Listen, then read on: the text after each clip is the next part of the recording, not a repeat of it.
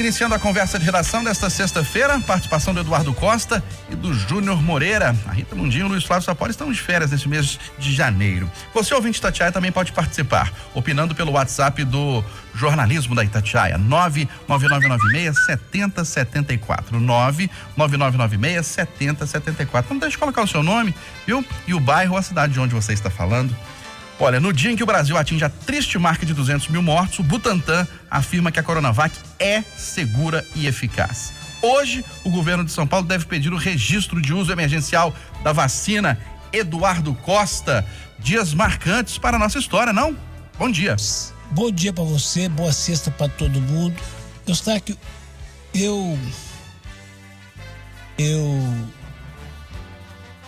fiz um comentário que foi ao ar no Jornal da Itatiaia da noite de ontem, com o repeteco conhecido no Café com Notícias do nosso Júnior, em que eu peço às pessoas que elas devem ser livres para pensar o que bem entenderem e se expressarem, mas quando forem às redes, quando forem a grupos de WhatsApp, de Instagram, terem consciência de que o que elas falarem ou reproduzirem pode ajudar ou atrapalhar muito, sabe? E eu pedi exatamente isso, que a gente tenha moderação, porque nós estamos vivendo uma tragédia sem precedentes na nossa história. A nossa geração não conheceu uma pandemia e para quem, lá em julho do ano passado, não dava devida importância porque eram mortes, mas mortes distantes, está chegando perto. Duvido que haja uma família hoje, família no sentido maior de avós, tios, primos, tudo, que não tem um caso e que não tem uma pessoa preocupada com aquele amigo, com o vizinho e tal. Então, 200 mil mortos. Nós, se não aprendemos pelo amor, aprendemos com a dor de que foram 12 meses dificílimos para a gente tocar o barco. Esse é um ponto. O outro, se a vacina do Coronavac, que hoje vai ser, a partir de hoje, efetivamente analisada pela Anvisa, que é um órgão que merece todo o nosso respeito, tem capacidade de evitar 100% de internações e 100% de mortes, precisa mais alguma coisa, gente? Importa se ela veio da China, se ela é do Dória? Vamos lamentar e orar pelas 200 mil mortes e celebrar a vacina, seu Eustáquio. Para quem, Júnior Moreira, ainda não se tocou da gravidade da situação, o Eduardo destacou os 200 mil mortos. Por ano no Brasil, são em torno de 50 a 60 mil homicídios, mais ou menos o mesmo número de acidentes de trânsito. E todo ano a gente fala, nossa, 60 mil pessoas morreram assassinadas, 60 mil morreram no trânsito. Só a Covid-19 em 10 meses, 9 ou 10 meses, 200 mil vítimas. Bom dia mais uma vez. Bom dia para todo mundo. É muito grave, né, Eustáquio? A gente fica um pouquinho triste por isso tudo que aconteceu e que não teve como ser evitado, né? Uma marca muito pesada, né? Porque na hora que você olha pro número, não são 200 mil, 200 mil carros, não são 200 mil microfones, não são 200 mil celulares, são 200 mil vidas, cada vida com uma história, cada pessoa com família, enfim, então são histórias que vão acabando por causa dessa doença maldita, né? Mas eu prefiro comemorar, tá? Que eu estava muito apreensivo, lógico, apesar de tudo isso que está acontecendo, gente, eu pensando no futuro agora, a comemoração é para que a gente não chegue a 400 mil, a 500 mil mortos, né? Eu estava muito apreensivo com a divulgação dos dados do Butantan, porque essa divulgação foi adiada algumas vezes, né? Se não me falha a memória, 3 vezes.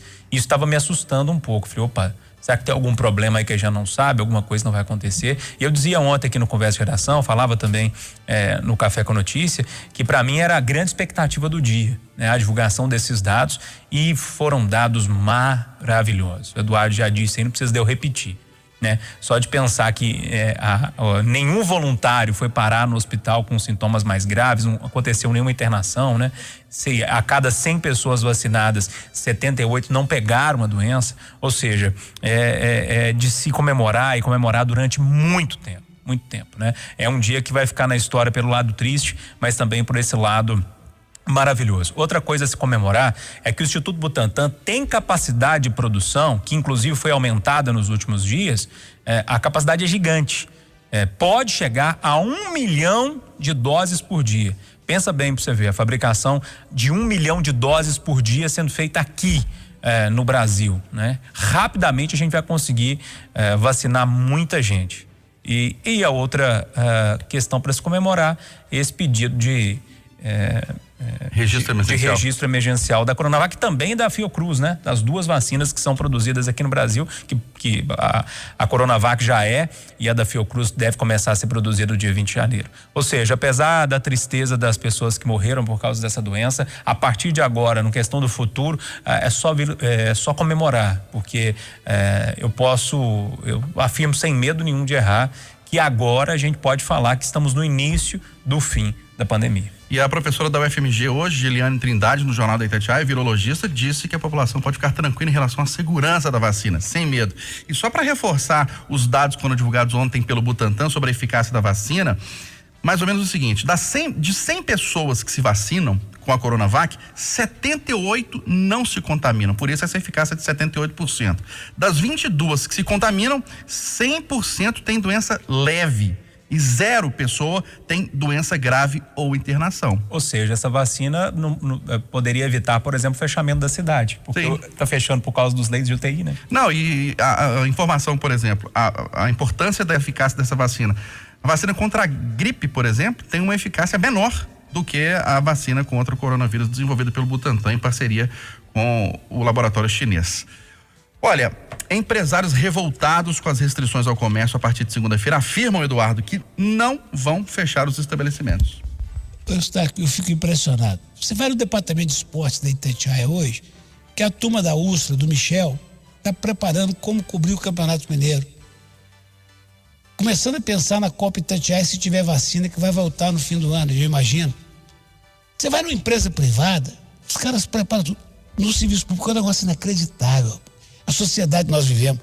Eu acho que desde meados de dezembro, quando tivemos indícios de que, né, com aquela bendita eleição, que tudo ia piorar, nós íamos ter reuniões já, gente, discussão. O André, que é do planejamento, esse outro povo da prefeitura, a Maria Caldas, conversando com essa gente. Ninguém conversa com ninguém. Aí quando fala assim, vai ser segunda, começa assim, o desespero, só. Ixi. E as pessoas, eu estava me perguntando, e aí, Eduardo, e Neves, e Nova Lima, e Contagem? Gente, Contagem e Santa Luzia vão decidir hoje. Nova Lima, eu falei com o prefeito João Marcelo agora, ele vai bater o martelo hoje na reunião com o secretário de Saúde, o Guerra, mas não deve fechar Nova Lima. Gente, qual é a dificuldade para os 9 prefeitos que estão entre Belo Horizonte e o seu entorno conversarem, falar uma língua? É impressionante, Eustáquio, a preguiça que essa gente tem de conversar meia hora e fazer as coisas ficarem mais fáceis e a explicação mais inteligível para o grande público.